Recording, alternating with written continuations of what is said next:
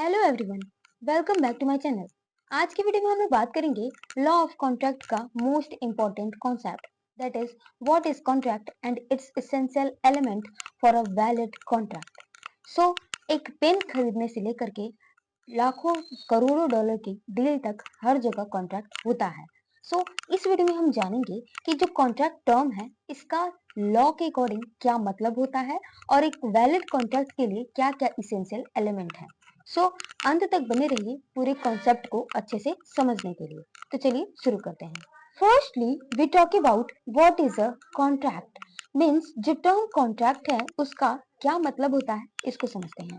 So, contract is a legally binding agreement between two or more parties, that is people or organization, that create mutual obligation, that is duties which the law will enforce. Contract क्या होता है? Contract एक legally binding agreement होता है दो या फिर दो से अधिक व्यक्ति या फिर ऑर्गेनाइजेशन के बीच, जिसमें जो पार्टीज होते हैं वो एक दूसरे के प्रति म्यूचुअल ऑब्लिगेशन को, ड्यूटी को क्रिएट करते हैं और वही म्यूचुअल ऑब्लिगेशन, वही ड्यूटी जो है लॉ के द्वारा इन्फोर्स कराई जाती है। तो वो एग्रीमेंट जो है, लीगली बाइंडिंग एग्रीमेंट जो है, कॉन्ट्रैक्ट बन जाता है। So according to section 2H of Indian contract act 1872, जो कॉन्ट्रैक्ट टर्म है उसे सेक्शन 2H of Indian contract act 1872 में डिफाइन किया गया है, जिसके according a contract is an agreement enforceable by law. एक कॉन्ट्रैक्ट क्या है? एक एग्रीमेंट है जो कि लॉ के द्वारा इन्फोर्सेबल है और वही एग्रीमेंट क्या है? कॉन्ट्रैक्ट है। एक एग्जांपल से समझते हैं कि कॉन्ट्रैक्ट कैसे बनता है। Rahul agrees two by a car from Ramesh for 5 lakh. Rahul जो है रमेश की कार जो है 5 लाख रुपए में खरीदने के लिए एग्री होता है। Both parties agree on the price and terms. जो दोनों पार्टीज हैं राहुल और रमेश, वो प्राइस और टर्म्स पे एग्री हो जाते हैं। जो भी कार बेचने का, खरीदने का जो भी टर्म्स और प्राइस है उस पे एग्री हो जाते हैं। This is an agreement. इस प्रकार से क्या बनता है? एग्रीमेंट बनता है and because it is enforceable by law it becomes a contract. और जब वो एग्रीमेंट जो है लॉ के द्वारा इन्फोर्सेबल होगा तब वो क्या होगा? कॉन्ट्रैक्ट होगा। So agreement plus legal enforceability create contract. Means कोई एग्रीमेंट होती है, जब वो लॉ के द्वारा इन्फोर्स कराई जाती है तो वो कॉन्ट्रैक्ट बनती है। मीन्स वही एग्रीमेंट कॉन्ट्रैक्ट होंगे जो कि लॉ के द्वारा इन्फोर्स किए जा सके। All contracts are agreement. सभी कॉन्ट्रैक्ट क्या होते हैं? एग्रीमेंट होते हैं। एग्रीमेंट ही जब लॉ के द्वारा इन्फोर्सेबल होती है तो वही कॉन्ट्रैक्ट होती है। But not all agreement are contract. लेकिन ये जरूरी नहीं है कि सारे एग्रीमेंट जो हैं वो कॉन्ट्रैक्ट हैं, क्योंकि किसी भी कॉन्ट्रैक्ट बनने में यदि कोई एग्रीमेंट बन रहा है तो वो एक टाइम के लिए क्या है, वो ऐसा माना जा सकता है कि वो इन्फोर्सेबल है, लेकिन बाद में जब उसको इन्फोर्स कराने जाओ तो हो सकता है उसमें लॉफुल कंसिडरेशन ना हो, लॉफुल ऑब्जेक्ट ना हो, या फिर कोई ऐसा कंडीशन आ जाए जिससे वो एग्रीमेंट जो है लॉ के द्वारा इन्फोर्स नहीं कराया जा सके। जिस कारण सारे कॉन्ट्रैक्ट तो एग्रीमेंट होते हैं, क्योंकि किसी भी कॉन्ट्रैक्ट को बनने के लिए एग्रीमेंट एक इसेंशियल एलिमेंट है। जो कॉन्ट्रैक्ट है वो सारे एग्रीमेंट होते हैं, लेकिन सारे एग्रीमेंट कॉन्ट्रैक्ट नहीं होते हैं। For an agreement to become a contract it must be enforceable by law. किसी एक एग्रीमेंट को कॉन्ट्रैक्ट बनने के लिए ये जरूरी है कि वो लॉ के द्वारा इन्फोर्स कराया जाए, लॉ के द्वारा इन्फोर्सेबल हो। अब हम लोग बात करते हैं essential elements for a valid contract. Means एक वैलिड कॉन्ट्रैक्ट के लिए क्या क्या इसेंशियल एलिमेंट्स हैं इसको समझते हैं। Not every agreement is a contract. हर एक एग्रीमेंट कॉन्ट्रैक्ट नहीं होता है। Only those agreement that fulfill the essential elements of a valid contract are considered legal contract. सिर्फ वही एग्रीमेंट वैलिड कॉन्ट्रैक्ट होंगे जो कि वैलिड कॉन्ट्रैक्ट के इसेंशियल एलिमेंट फुलफिल करते हैं। इंडियन कॉन्ट्रैक्ट एक्ट 1872 का जो सेक्शन 10 है वो हमें बताता है कि कौन कौन से एलिमेंट्स हैं वो एक वैलिड कॉन्ट्रैक्ट को कॉन्स्टिट्यूट करते हैं। Means what agreements are contract. Means कौन से एग्रीमेंट जो है कॉन्ट्रैक्ट कहलाएंगे, उसमें क्या क्या इसेंशियल एलिमेंट होगी जो कि उसको एक वैलिड कॉन्ट्रैक्ट बनाएंगे। All agreements are contract if they are made by free consent of parties competent to contract for a lawful consideration and with a lawful object and are not thereby expressly declared to be void. Means section 10 कहता है कि all agreements are contract, वे सारे agreement contract होंगे if they are made by free consent of party. यदि वो agreement जो है पार्टीज के फ्री कंसेंट से बना हुआ है, कॉम्पिटेंट टू कॉन्ट्रैक्ट, जो कि कॉन्ट्रैक्ट करने के लिए कॉम्पिटेंट हो, and for a lawful consideration, और वो कॉन्ट्रैक्ट जो है, वो एग्रीमेंट जो है पार्टीज के बीच लॉफुल कंसिडरेशन करते हुए, लॉफुल कंसिडरेशन के लिए बना हो and with a lawful object. इसके साथ एग्रीमेंट जो है वो लॉफुल ऑब्जेक्ट के लिए होना चाहिए। And the last is are not here by expressly declare to be void. और लॉ के द्वारा, इंडियन कॉन्ट्रैक्ट एक्ट 1872 के द्वारा वो एक्सप्रेसली जो है वॉइड डिक्लेयर नहीं किया गया हो, तो वो एग्रीमेंट क्या होगा? कॉन्ट्रैक्ट होगा। मीन्स सेक्शन 10 ये बताता है कि किसी भी एग्रीमेंट को कॉन्ट्रैक्ट बनने के लिए जरूरी है कि वो एग्रीमेंट जो है फ्री कंसेंट ऑफ पार्टी से बना हो, वो पार्टी जो है कॉम्पिटेंट हो कॉन्ट्रैक्ट करने के लिए, उनके बीच लॉफुल कंसिडरेशन हो, लॉफुल ऑब्जेक्ट से वो एग्रीमेंट किया जाए, साथ ही लॉ के द्वारा वो एक्सप्रेसली वर्ड डिक्लेयर नहीं किया गया हो वो एग्रीमेंट, तब जाके वो एग्रीमेंट कॉन्ट्रैक्ट होगा। अब हम लोग इन सारे जो टर्म्स हैं, free consent of parties, competent to contract, इन सारे टर्म्स को एक एक करके डिटेल में देखते हैं। जो पहला इसेंशियल एलिमेंट है वो है agreement, that is all agreement are contract. So agreement क्या है इसको समझते हैं। सो एग्रीमेंट में ऑफर एंड एक्सेप्टेंस होता है, तब जाके वो प्रॉमिस बनता है, और जब उसमें कंसिडरेशन मिलता है तब जाके वो एग्रीमेंट बनता है। सो ऑफर एंड एक्सेप्टेंस क्या है इसको समझते हैं। Offer, one person that is offeror, जो ऑफर करता है, जो भी पर्सन ऑफर करता है वो ऑफरर कहलाता है। Expresses their willingness to do or not to do something intending to get the other person agreement, the offer must be clear, definite and communicated to the other party. ये नहीं रहेगा। सो जो भी पर्सन ऑफर करता है वो expressly अपनी willingness को, अपनी इच्छा को दूसरे को बताता है, कुछ करने को या फिर कुछ ना करने को, एक्ट या फिर ओमिशन के लिए बताता है, इस इंटेंशन के साथ कि वो दूसरे पर्सन के साथ एग्रीमेंट कर सके। और जो ऑफर होना चाहिए वो क्लियर, डिफिनिट और कम्युनिकेट होना चाहिए अदर पार्टी से। मीन्स ऑफर जो है वो ऑफरर क्लियरली डिफिनिट तरीके से, जो अदर पार्टी है, ऑफरी है, जो कि उसको उस ऑफर को एक्सेप्ट करेगा, उससे क्लियरली कम्युनिकेट होना चाहिए। अगला है acceptance. The person to whom the offer is made, that is offeree, agrees to all the terms of the offer without any change. Acceptance क्या होता है? वो पर्सन जिसको ऑफर दिया गया हो वो ऑफरी कहलाता है, और वो पर्सन जिसको ऑफर दिया गया हो वो जो भी ऑफर के जो सारे टर्म्स हैं उस पे बिना किसी चेंज के एग्री होना चाहिए, तब जाके वो एग्रीमेंट बनेगा। So every promise or set of promises which form consideration for each other is called agreement. जो टर्म एग्रीमेंट है उसको 2E में डिफाइन किया गया है। इसके अकॉर्डिंग हर एक प्रॉमिस या फिर set of promises which form consideration, जो कि पार्टीज के बीच कंसिडरेशन को फॉर्म करते हैं एक दूसरे के लिए, वो क्या है? एग्रीमेंट है। एक इम्पॉर्टेंट केस है ऑफर से रिलेटेड, वो है लालमन शुक्ला वर्सेस गौरी दत्त 1913। इस केस में ये हुआ था कि एक जो मास्टर है उसका नेफ्यू मिसिंग हो जाता है। तब उसने अपने सर्वेंट से बोला कि वो नेफ्यू को ढूंढ के लाए। उसके बाद जब सर्वेंट ढूंढने चला गया, उसके बाद जो मास्टर है उसने एक रिवॉर्ड को डिक्लेयर कर दिया कि जो भी उसके नेफ्यू को ढूंढ के लाएगा उसको एक स्पेसिफिक अमाउंट ऑफ रिवॉर्ड मिलेगा। So without knowing about the reward, जो सर्वेंट है उसने जो मिसिंग नेफ्यू था मास्टर के, उसको ढूंढा बिना ये जाने हुए कि उसके नेफ्यू को ढूंढने के लिए किसी रिवॉर्ड को रखा गया है। So court held that acceptance must be with the knowledge of offer.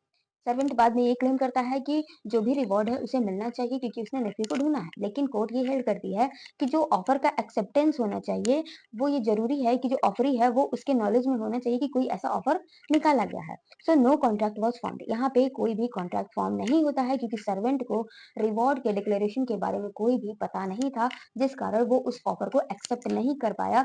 वो सिर्फ जो उसकी ड्यूटी थी, उसके मास्टर की जो मास्टर ने उसको ऑर्डर दिया था कि जाओ उसके नेफ्यू को ढूंढ के लाओ, वो कर रहा था, ना कि वो किसी भी ऑफर को एक्सेप्ट किया। अब हम लोग बात करते हैं फ्री कंसेंट, जो कि एक इसेंशियल, मोस्ट इसेंशियल एलिमेंट है किसी भी वैलिड कॉन्ट्रैक्ट का, जिसको सेक्शन 14 में डिफाइन किया गया है कि फ्री कंसेंट क्या है। बेसिकली सेक्शन 14 में यही कहा गया है कि the agreement must be made with the free consent of all parties.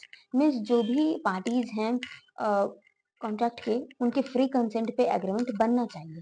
Free consent must means consent that is not caused by. Free consent क्या है? ऐसा कंसेंट है जो कि कॉज ना हो। किससे कॉज ना हो? तो पहला है कोवर्जन, जिसके बारे में सेक्शन 15 में दिया गया है, section 15 of Indian contract act 1872 में।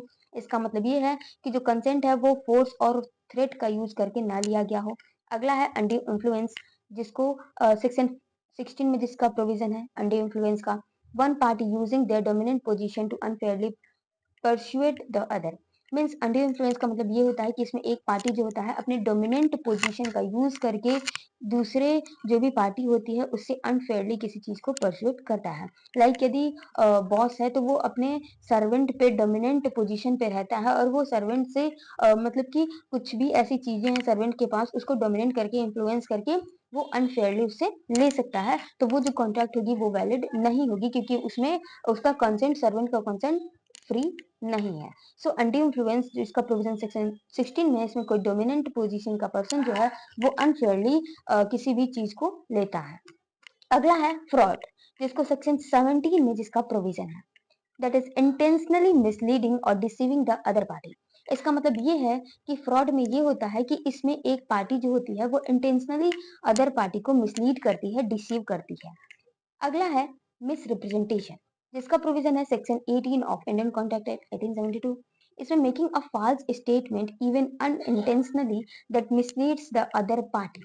इसमें मिस रिप्रेजेंटेशन में ये होता है कि अनइंटेंशनली एक पार्टी जो होती है वो फॉल्स स्टेटमेंट को मेक करती है, उसे इस बारे में ये पता नहीं होता है कि ये जो स्टेटमेंट है वो गलत है, वो अनइंटेंशनली फॉल्स स्टेटमेंट को देती है और अदर पार्टी को मिसलीड करती है, वो भी फ्री कंसेंट में नहीं आएगा। जो भी कॉन्ट्रैक्ट हुआ है जिसमें मिस रिप्रेजेंटेशन हुआ है उसमें फ्री कंसेंट ऑफ पार्टी नहीं माना जाएगा। अगला है मिस्टेक, जिसका प्रोविजन है सेक्शन 20, 21 एंड 22 में। A misunderstanding of a significant fact by one or both party। किसी भी कॉन्ट्रैक्ट में किसी सिग्निफिकेंट किसी इंपॉर्टेंट फैक्ट पे, उस कॉन्ट्रैक्ट से रिलेटेड इंपॉर्टेंट फैक्ट पे जो भी मिसअंडरस्टैंडिंग हुई हो, चाहे वो एक पार्टी के द्वारा हो या फिर दोनों पार्टी के द्वारा, तो वो जो मिसअंडरस्टैंडिंग है वो होता है मिस्टेक। ये मिस्टेक ऑफ फैक्ट पे होता है, ना कि मिस्टेक ऑफ लॉ पे। सो ये होता है मिस्टेक जिसका प्रोविजन दिया गया है सेक्शन 20, 21 एंड 22 में, और इस कंडीशन में भी जो कंसेंट है वो फ्री नहीं मानी जाएगी। अगला है capacity of parties, means competence to contract. कौन से पर्सन जो होंगे, कौन से पार्टी जो होगी वो कॉन्ट्रैक्ट करने के लिए कंपिटेंट होगी, इसका provision section 11 of Indian contract act में दिया गया है। So the people entering into contract must be legally capable of doing so. जो भी पीपल, जो भी पर्सन कॉन्ट्रैक्ट में एंटर हो रहा है वो लीगली कैपेबल होना चाहिए कॉन्ट्रैक्ट करने के लिए। This means they must be the age of majority, वो मेजर होना चाहिए, मीन्स 18 ईयर का होना चाहिए, इंडिया में ये रूल है। अगला है be of sound mind, means जो भी पर्सन कॉन्ट्रैक्ट में एंटर हो रहा है वो साउंड माइंड का होना चाहिए। They must understand the terms of the contract and it's implication at the time of making it. Means जो पर्सन कॉन्ट्रैक्ट कर रहा है वो साउंड माइंड का होना चाहिए, वो कॉन्ट्रैक्ट के क्या टर्म्स कंडीशन है उसको अच्छे से समझता हो, उससे क्या कंसिक्वेंस निकलेंगे उसको अच्छे से समझता हो, उसका इम्प्लीकेशन कैसे होगा उसको अच्छे से समझता हो, तो वो पर्सन साउंड माइंड कहलाता है और वो पर्सन कंपिटेंट है कॉन्ट्रैक्ट करने के लिए। अगला है not be disqualified from contracting by any law. India में किसी भी लॉ के जरिए उसको डिस्क्वालीफाई नहीं किया गया हो कॉन्ट्रैक्ट करने के लिए। For example insolvent, that is bankrupt person or certain convicted criminal might be disqualified. जो इंसॉल्वेंट पर्सन होते हैं या फिर कुछ ऐसे क्रिमिनल्स होते हैं जिसको डिस्क्वालीफाई किया जाता है कॉन्ट्रैक्ट करने के लिए, वो पर्सन जो है कॉन्ट्रैक्ट नहीं कर सकते हैं। सो ये जो कंडीशन है, ये जो कॉम्पिटेंसी है पार्टीज की, जिसके जो भी पर्सन जो है कॉन्ट्रैक्ट करता है वो कॉम्पिटेंट होना चाहिए कॉन्ट्रैक्ट करने के लिए। इसमें एक लैंडमार्क जजमेंट है मोहरी बीबी वर्सेस धर्मोदास घोष 1903। इस केस में ये कहा गया कि minors agreement was held void ab initio. जो भी एग्रीमेंट, जो भी कॉन्ट्रैक्ट माइनर्स के साथ किया जाता है वो वॉइड एब इनिशियो है, मीन शुरू से ही क्या है, वॉइड है। It never become a contract, ये कभी भी किसी भी कंडीशन में कॉन्ट्रैक्ट नहीं हो सकता है। सो माइनर से किया गया एग्रीमेंट जो होता है वो वॉइड एब इनिशियो होता है, इस केस में हेल्ड किया गया। अगला है lawful consideration. Consideration means something in return. जब भी कॉन्ट्रैक्ट होता है उसमें म्यूचुअल ऑब्लिगेशन होते हैं, मीन्स बोथ पार्टीज को कुछ ना कुछ मिलता है। यदि कोई एक पर्सन जो है किसी शॉप पे जाता है, वो बिस्किट खरीदता है, नॉर्मली बिस्किट खरीदता है, तो वो क्या देता है, मनी देता है, और दुकानदार क्या देता है, बिस्किट देता है। तो दुकानदार के लिए कंसिडरेशन क्या है, मनी है, और उस पर्सन के लिए क्या है, बिस्किट है। सो कंसिडरेशन का मेनली मतलब यही होता है कि रिटर्न में कुछ मिलना, something in return. For a promise to be enforceable as a contract, something of value must be exchanged between the parties. Means एक प्रॉमिस को इन्फोर्सेबल कॉन्ट्रैक्ट बनाने के लिए मीन्स इम्पोज करने के लिए ये जरूरी है कि दोनों पार्टीज को जो है एक्सचेंज में कुछ ना कुछ वैल्यू मिले। It can be money, goods, services or even a promise to do something or not to something. ये कंसिडरेशन जो है कुछ भी हो सकता है, वो मनी हो सकता है, गुड्स हो सकता है, सर्विसेज हो सकती है, या फिर कोई एक ऐसा प्रॉमिस ही हो सकता है कुछ करने या फिर कुछ ना करने को, वो भी कंसिडरेशन होता है। इवन ये भी होता है कि किसी भी स्पेसिफिक थिंग के लिए जरूरी नहीं हो कि वो एडिक्वेट कंसिडरेशन ही जरूरी हो। मीन्स ये जरूरी नहीं है कि मान लो मेरे पास 1 करोड़ की प्रॉपर्टी है, ठीक है, 1 करोड़ की प्रॉपर्टी है, मेनली है नहीं, 1 करोड़ की प्रॉपर्टी है। सो यदि मैं चाहूँ तो मैं अपनी 1 करोड़ की प्रॉपर्टी को, यदि मैं सेटिस्फाई हूँ तो मैं उस 1 करोड़ की प्रॉपर्टी को अपने फ्रेंड को 100 रुपए में बेच दूँ। तो ये जरूरी नहीं है कि जो कंसिडरेशन है मुझे वही 100 रुपए क्या हो, सेटिस्फाई हो। ये जरूरी नहीं है कि वो कंसिडरेशन एडिक्वेट हो, बस कंसिडरेशन होना चाहिए। So section 25 talks about certain exception which make contract even without consideration contract as valid. Means section 25 में कुछ ऐसे एक्सेप्शन बताए गए हैं, कुछ ऐसे सिचुएशन बताए गए हैं जिसमें कोई एग्रीमेंट जो है वैलिड कॉन्ट्रैक्ट होगी बिना कंसिडरेशन के। मीन्स कुछ ऐसे सिचुएशन होते हैं जिसमें बिना कंसिडरेशन के एग्रीमेंट जो होता है वो वैलिड कॉन्ट्रैक्ट होता है। अगला है lawful object, that is also important. वैसे तो सारे जो इसेंशियल एलिमेंट हैं मोस्ट इंपॉर्टेंट है एक वैलिड कॉन्ट्रैक्ट के लिए, कोई भी एक एलिमेंट नहीं रहा तो वो कॉन्ट्रैक्ट वैलिड नहीं होगी। सो अगला है लॉफुल ऑब्जेक्ट, जिसके बारे में बेसिकली सेक्शन 23 में बात किया गया है कि कौन से ऑब्जेक्ट लॉफुल ऑब्जेक्ट होंगे, यानी कि कौन से जो ऑब्जेक्ट हैं वो लॉफुल ऑब्जेक्ट नहीं होंगे। So basically the purpose or aim of the agreement must be legal, moral and not against public policy. In general में हम कह सकते हैं कि जो एग्रीमेंट का एम होना चाहिए, पर्पस होना चाहिए, वो लीगल, मोरल और पब्लिक पॉलिसी के अगेंस्ट नहीं होना चाहिए, वही एग्रीमेंट कॉन्ट्रैक्ट होगा। अगला है not expressly declared to be void by law. Means law के द्वारा कुछ ऐसे सिचुएशन है, कुछ ऐसे कंडीशन है जिसको वॉइड बनाया गया। यदि किसी एग्रीमेंट में ये कंडीशन है तो वो एग्रीमेंट जो है कॉन्ट्रैक्ट नहीं होगा। सो किसी भी एग्रीमेंट को कॉन्ट्रैक्ट बनने के लिए ये जरूरी है कि वो लॉ के द्वारा एक्सप्रेसली वॉइड डिक्लेयर ना किया गया हो। सो इसमें जो मेन प्रोविजन है कॉन्ट्रैक्ट एक्ट के वो है सेक्शन 26, 27, 28, 29 एंड 30। 26 बात करता है agreement in restrain of marriage is what. Means यदि कोई पर्सन किसी दूसरे पर्सन से ये एग्रीमेंट करता है कि तुम शादी नहीं करो तो मैं तुम्हें 10 करोड़ रुपए दूंगा, तो वो एग्रीमेंट जो है इन्फोर्सेबल नहीं होगा। मीन्स वो एग्रीमेंट वॉइड होगा। वो पर्सन शादी करने के लिए फ्री है, मीन्स उसको रोका नहीं जा सकता है। अगला है section 27, agreement in restrain of trade is what. Freedom of trade है इंडिया में, फंडामेंटल राइट है किसी भी पर्सन को ट्रेड करने का। सो किसी भी ऐसे एग्रीमेंट को करना जिससे किसी पर्सन को रेस्ट्रेन किया जा रहा है, रोका जा रहा है ट्रेड करने से, तो वो एग्रीमेंट वॉइड होगी। अगला है section 28, agreement in restrain of legal proceeding is what. किसी पर्सन को रेस्ट्रेन किया जा रहा है लीगल प्रोसीडिंग में जाने से किसी एग्रीमेंट के थ्रू, तो वो एग्रीमेंट वॉइड होगी। अगला है section 29, agreement void for uncertainty. कोई ऐसा एग्रीमेंट है जो कि अनसर्टेन है, उसकी क्या टर्म्स कंडीशन है वो क्लियर नहीं है, डिफाइंड नहीं है, तो वो एग्रीमेंट वॉइड होगी। अगला है section 30, agreement by way of wager is what. जो भी वेजरिंग एग्रीमेंट होते हैं, मीन्स शर्त वाले, दावे वाले एग्रीमेंट होते हैं, वो क्या होते हैं, वॉइड होते हैं। अगला है intention to create legal relation. Basically section 10 of Indian contract act, जो कि किसी भी एग्रीमेंट के कॉन्ट्रैक्ट बनने के लिए जो भी इसेंशियल एलिमेंट बताते हैं, उसमें ये पॉइंट नहीं है, लेकिन ये पॉइंट मोस्ट इंपॉर्टेंट है एक वैलिड कॉन्ट्रैक्ट को, एक इन्फोर्सेबल एग्रीमेंट को बनाने के लिए। मीन्स कोई एग्रीमेंट, कोई कॉन्ट्रैक्ट जो है तभी इन्फोर्सेबल होगा जब उसमें ये भी एलिमेंट हो। Means intention to create legal relation, जो भी पार्टीज हैं उस एग्रीमेंट के, उस कॉन्ट्रैक्ट के, उनका इंटेंशन होना चाहिए लीगल रिलेशनशिप क्रिएट करने का। The parties must have intent for their agreement to have a legal consequences and be enforceable in court of law. Means parties जो हैं उनके ये इंटेंशन होना चाहिए एग्रीमेंट बनाने के समय कि उसका लीगल कंसिक्वेंस निकले और उसको कोर्ट ऑफ लॉ में इम्पोर्स कराया जाए।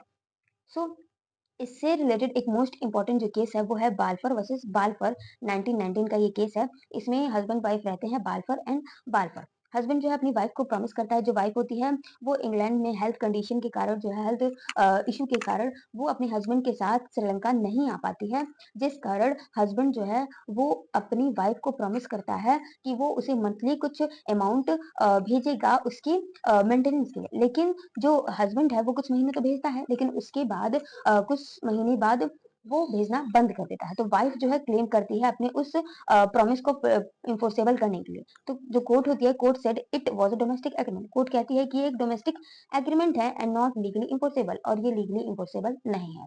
सो husband promise to pay wife monthly but later refuse. Husband जो है इसमें प्रॉमिस करता है अपनी वाइफ को मंथली कुछ अमाउंट पे करने का, लेकिन बाद में वो मुकर जाता है। तो कोर्ट ये कहती है कि ये एक डोमेस्टिक एग्रीमेंट है और लॉ के द्वारा इन्फोर्सेबल नहीं है। वैसे हम अपने डेली लाइफ में देखते हैं कि कई सारे लोग हैं जो कि हमें हमसे अनेकों तरह की प्रॉमिस कराते हैं। लाइक जो भी फ्रेंड्स होते हैं कि वो प्रॉमिस करते हैं कि चलो आओ मूवी देखने चलते हैं, मतलब कि एक तरीके से ऑफर एंड एक्सेप्टेंस उसमें भी होता है। प्रॉमिस करते हैं कि चलो मूवी देखने चलो, लेकिन बाद में वो मुकर जाते हैं। या फिर घर में ही जो भी पेरेंट्स होते हैं वो अपने बच्चे से प्रॉमिस करते हैं कि तुम ये काम कर दो तो तुमको ये चीज देंगे, लेकिन कभी कभी वो बाद में मुकर जाते हैं। तो बेसिकली वो जो एग्रीमेंट होते हैं वो इन्फोर्सेबल नहीं होते हैं, क्योंकि उसमें पार्टीज का इंटेंशन नहीं होता है लीगल रिलेशनशिप बनाने का। मीन्स इस इंटेंशन के साथ वो एग्रीमेंट नहीं करते हैं कि उसका कुछ लीगल कंसिक्वेंस निकले, उसको कोर्ट ऑफ लॉ में इन्फोर्स कराया जाए। सो यहाँ पे हमारा जो कॉन्सेप्ट है वो खत्म होता है कि इस वीडियो में हमने डिटेल में देखा कि कॉन्ट्रैक्ट क्या है, एक वैलिड कॉन्ट्रैक्ट के लिए क्या क्या इसेंशियल एलिमेंट है उसको हमने डिटेल में जाना। So if you found this video helpful, don't forget to like this video, subscribe my channel and share this video. मैं एक बार फिर बोल रही हूँ कि यदि आपको वीडियो अच्छा लगा है, वीडियो समझ आया है, तो वीडियो को लाइक करें, चैनल को सब्सक्राइब करें, साथ ही वीडियो को अपने फ्रेंड्स ग्रुप में शेयर करें। और यदि आप चाहते हैं कि कॉन्ट्रैक्ट एक्ट से रिलेटेड मैं और भी टॉपिक पे वीडियो बनाऊं, तो आप कमेंट बॉक्स में बताइए कि आप किस टॉपिक पे चाहते हैं, और साथ ही आप इस वीडियो को लाइक करें, शेयर करें और कमेंट में पॉजिटिव कमेंट करें। सो तब तक के लिए बाय बाय, मिलते हैं नेक्स्ट वीडियो में।